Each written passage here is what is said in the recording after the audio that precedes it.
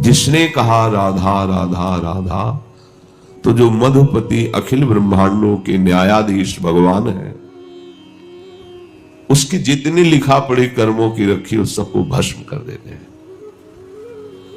और आगे उसके किए हुए कर्म लिखे जाएंगे, इसलिए अनुल्लेख्या, लिखते ही नहीं। प्रेमाविष्ट हो जाते हैं कि इस राधा नाम जापक को हम क्या दें, क्या ये माया का वैभव झूठा हम अपने राधा नाम उपासक को दें। प्रेमाविष्ट होकर लालजू उसके पीछे पीछे डोलते हैं। बोले ये तो नाम की महिमा है, अगर कहीं राधा दासी भाव आ जाए फिर क्या दुर्लभ। वो स्वामी जी कहते हैं कि पहले विश्वास करो, जे भी विश्वास करके तुम नाम जप करोगे तो नाम से प्रेम हो जाएगा। यदि तुम हमारी बात नहीं मानते, नाम जप नहीं करते, नाम में रुचि प्रेम प्रकट नहीं होता, तो हम कह रहे हैं बार बार सब कुछ करके देखो लो, पच पच के मरोगे। बहुत करुणा करके कह रहे हैं, संसार समुद्र से तुम पार नहीं हो पाओगे। सेवक जी ने भी कहा कि हरिवंश नाम हीन खीन दीन देखिए सदा, कहा भयो बहुज्ञ होए पुराण वेद पढ़ नहीं, कहा भयो किए कर्म यज्ञ दान देत देत, फलन पाई उच्च उच्च देवलोक चढ़ही, पर पर्यो प्रवाह काल के कदापि छूटी है नहीं, श्री व्यास नंद नाम जो प्रतीति सो न रटहि। जो नाम नहीं जप करता वो हीन खीन ऐसे बना रहता है, कोई भी साधन करे। नाम जप नहीं, बहुत पुराणों का ज्ञान है, आपको शास्त्रों का प्रवचन है। नाम जप नहीं, बड़ी बड़ी यज्ञ कर रहे हो तो देवलोक जाओगे, उच्च पदों को प्राप्त करोगे, उनका भोग भोग कर फिर मृत्यु लोक में जन्मोगे। पर स्पष्ट कह रहे पर्यो प्रवाह काल के कदापि छूटी है नहीं, श्री व्यास नंद नाम जो प्रतीति सो न रटने। नहीं तर पाओगे संसार से किसी और साधनों से। वो स्वामी जी कह रहे बार बार पच पच कर मरना होगा तुम्हें। संसार सागर से तरने के लिए एकमात्र नाम है, नाम। ये नाम जहाज है, वो स्वामी जी लिखे हैं। राम नाम बोहित, बोहित माने जहाज।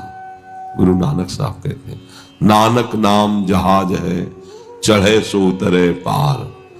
जो इस नाम रूपी जहाज पे चढ़ गया पार हो गया। गोस्वामी जी कह रहे राम नाम बोहित भव सागर, चाहे तरन तो तरो सो। यदि संसार से तुम तरना चाहते हो, दुख मिटाना चाहते हो, आनंद चाहते हो, तो इस नाम रूपी जहाज पे चढ़ जाओ, सहज में तुम इस माया समुद्र से पार हो जाओगे। यदि हमारी नाम में जप में रुचि नहीं हो रही है तो हमें कीर्तन पर विशेष ध्यान देना चाहिए। चलते फिरते, जब हम संन्यास में थे तो एक अभ्यास बनाया था इस अंगुली से, जहां भी रखें फौरन प्रणों का निर्माण हो रहा है, अंदर भी बाहर भी। अब भी अगर चूक जाती तो अंगुली प्रणों बना देती, ऐसे बैठे वैसे इतना बना देंगे। अभ्यास, नाम का अभ्यास। जैसे ठाकुर हरिदास जी जोर जोर से नाम जप करते थे, तुम उतना जोर से ना करो, तो ऐसे बोलो राधा वल्लभ श्री हरिवंश, राधा वल्लभ श्री हरिवंश, राधा वल्लभ। फल बराबर मिलेगा क्योंकि प्रभु का नाम उच्चारण कर रहे हो। कितनी सामर्थ्य नाम में है। वैसे आई गाने वही हार कर नाम जापक बन गई, ठाकुर हरिदास के ऊपर कोई प्रभाव नहीं पड़ा। अगर नाम जब ठीक ठीक चलने लगता है तो जब शब्द हट करके स्मरण हो जाता है। जब नाम जब हम निरंतर अभ्यास करते हैं तो जब शब्द हट जाता है, स्मरण शब्द आ जाता है। ये वो जोर की बात है। जब हम नाम जब बहुत काल तक निरंतर करते हैं तो नाम जप न रह करके नाम स्मरण आ जाता है, वो अलग बात होती है। ये अलग है। स्मृति में जब नाम समा जाता है तो नाम का अभ्यास बंद हो जाता है, अभ्यास नहीं करना पड़ता, वो चलता है। ये स्मृति सीधे मन की वृत्ति होती है, मन की वृत्ति में नाम समा गया। वाणी से नाम जप का अभ्यास होता है और मन की नाम की स्मृति में डूब जाना, ये बहुत जोर की स्थिति होती है। अब उस समय मन इतना नाम में डूबने लगता है, रमने लगता है कि उसे खुद होश नहीं रहता कि मैं जप रहा हूं, चल रहा है, वो देख रहा है। जिस नाम जप को तुमने किया उसका फल क्या मिला? नाम की स्मृति। वो जिह्वा से ही केवल नहीं होता, वो पांशु नहीं होता, वो कंठ से नहीं होता, वो मन से होता, मन स्मृति। ये स्मरण युक्त भजन बहुत महात्म युक्त है। जितने बड़े बड़े महात्मा हुए हैं ये नाम जप की स्मृति में हुए हैं।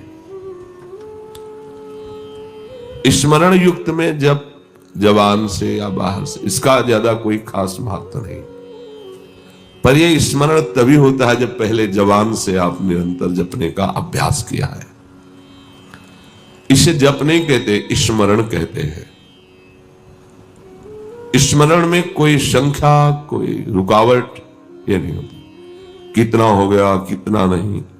कुछ लोगों का प्रश्न रहता, अगर संख्या न गिने तो फल नहीं मिलेगा क्या? तो समझो,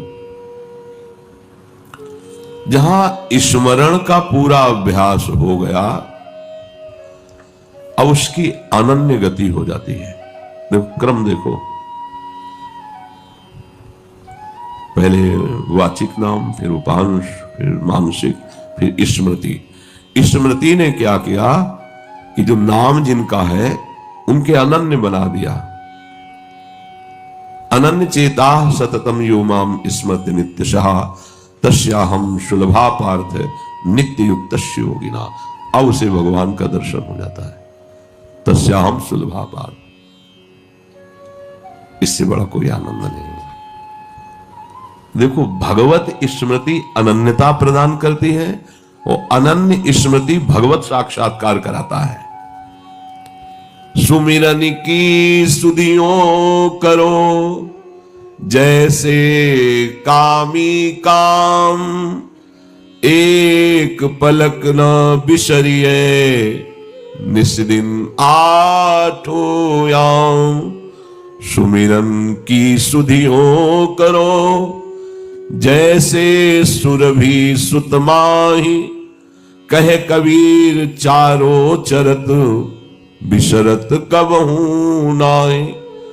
स्मृति ऐसी होनी चाहिए जैसे कामी पुरुष अंदर ही अंदर कामिनी का चिंतन करता रहता है, या कामिनी अंदर ही अंदर पर पुरुष का चिंतन। एक पलक वो विषय घर के सब सेवा काज करते हुए किसी को जानने नहीं देगी, पर उसकी वृत्ति यही लगी रहेगी बार बार दरवाजे तक, कहीं हमारा प्रीतम दिखाई दे दे। ऐसा सुमिरन करो कि जैसे गाय चारा भी चल